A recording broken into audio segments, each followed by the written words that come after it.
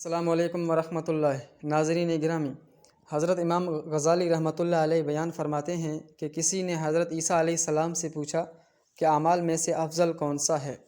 آپ نے فرمایا کہ خدائے تعالیٰ سے راضی ہونا اور اس سے محبت کرنا۔ اور حضرت ابو یزید رحمۃ اللہ علیہ فرماتے ہیں کہ محب نہ دنیا کی محبت کرتا ہے نہ آخرت کی، بلکہ اپنے مولا سے مولا ہی کو چاہتا ہے۔ اور حضرت شبلی رحمۃ اللہ علیہ کا قول ہے کہ محبت لذت میں مدہوشی اور تعظیم میں حیرت کا نام ہے۔ اور بعض نے کہا ہے کہ محبت اس کا نام ہے کہ اپنے آپ سے نشان مٹا دے، یہاں تک کہ کوئی دل خوشی اور بشارت کے نزدیک ہو۔ حضرت ابراہیم خواص رحمۃ اللہ علیہ فرماتے ہیں کہ محبت ارادوں کو مٹانا اور سب صفات و حاجات کا جلا دینا ہے۔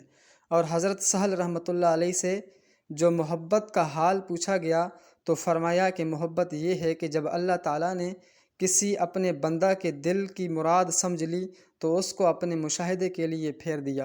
اور حضرت حرم بن حیان رحمۃ اللہ علیہ کہتے ہیں کہ مومن جب اپنے رب کو پہچانتا ہے تو اس سے محبت کرتا، اور جب اس سے محبت کرتا ہے تو اس کی طرف سے متوجہ ہوتا ہے، اور جب توجہ کا مزہ پاتا ہے تو دنیا کی طرف نظر خواہش سے نہیں دیکھتا، نہ آخرت کی طرف نظر کاہلی سے دیکھے، اور وہ اپنے جسم سے تو دنیا میں رہتا ہے اور روح سے آخرت میں رہتا ہے۔